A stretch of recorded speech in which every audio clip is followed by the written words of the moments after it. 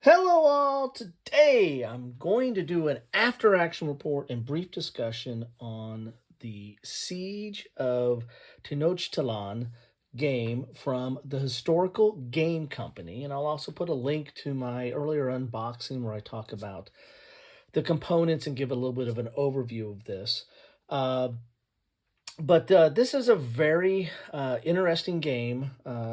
It plays the same way as all the other games from the Historical Game Company, in that you're going to have a deck of cards that are going to give you what you can do on a turn. You'll, like when it's the Spanish turn, you'll flip over a card or draw a card, and you'll do this. You'll be able to move those many units, and you'll be able to attack with those many units. You get to choose which units those are, and you get any special abilities that might be related to this card for that turn. And then when on the opponent's turn, they'll do the same. They'll draw a card and do what's on their card, and you'll keep doing that till you get to the victory objectives. And in this case, the victory objectives were obtained by the Spanish forces. And as you can see, there was no Aztecs left. We got to turn 20 on the track to accomplish the objectives. And basically what the objectives are, the gameplay on all these games are generally the same with the cards and how combat's done.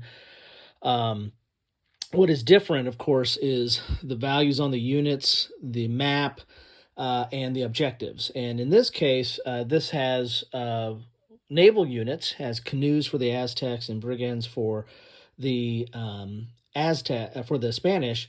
But you have these causeways, and the canoes can go over the causeways, but the Spanish ships have to like port them over, so they need to have somebody on the causeway, and it takes a lot of movement to do that. But basically, the ships are kind of mobile artillery platforms, basically, and come in very handy to hit stuff along the coast.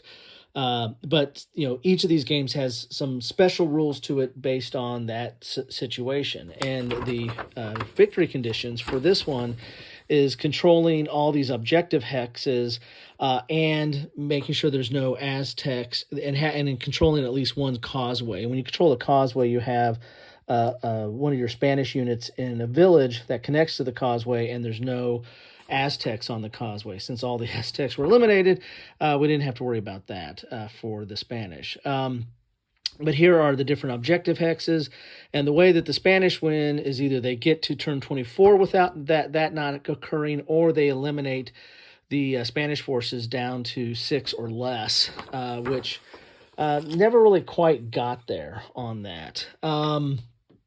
So how this ended up is on turn 20, the Spanish were able to finally achieve the last of the hexes. Basically got this one, Sacred Precinct, and the dock area. It lasted to turn 20, and the Aztecs, have a chance here. I mean, there's definitely, this isn't a one-sided affair, although it was in history. There's definitely a fight here. The Spanish took quite a little bit of time getting on to the center board. We're kind of clogged up at this bridge, and this bridge, and this bridge, or causeway, I should say. They really didn't go this route at all, or use this causeway at all. This one, they eventually probably broke through first, because they had the help of the Spanish ships kind of pegging people along this causeway and this peninsula here. But there really was a blockade, or a kind of a clog in the hole, or a hold in the line, I should say, here along this road right here, right outside the canal. The Spanish did have the benefit of having these Aztec allies, or these TI units is what they're called. There's a card that removes them if you roll a certain way. That first time that card came up, they stayed on the board. The second time they came up, they were removed, but that was late into the game. They weren't removed until probably turn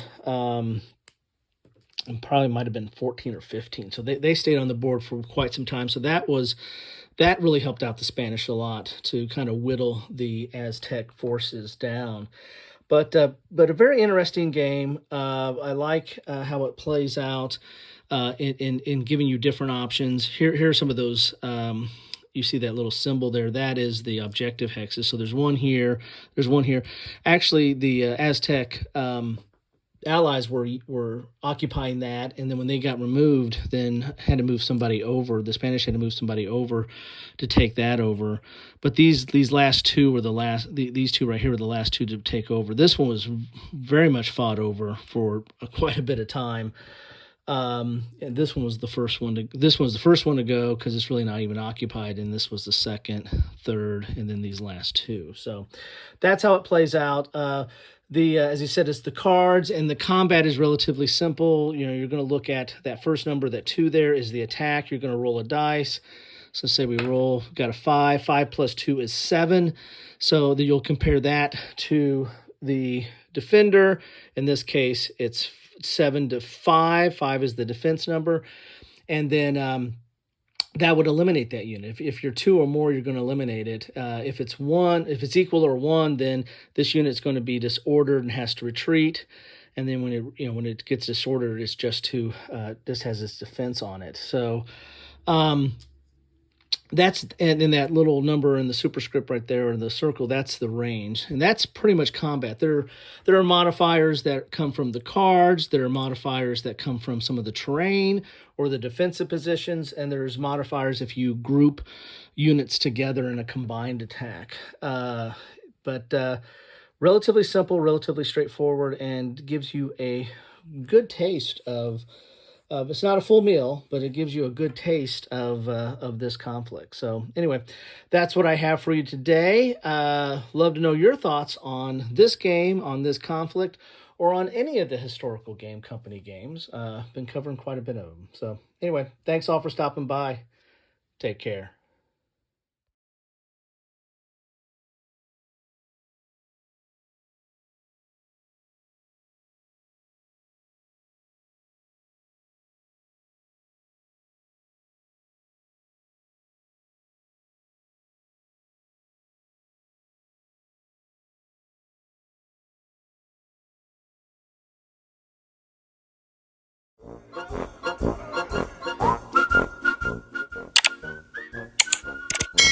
Thanks for watching.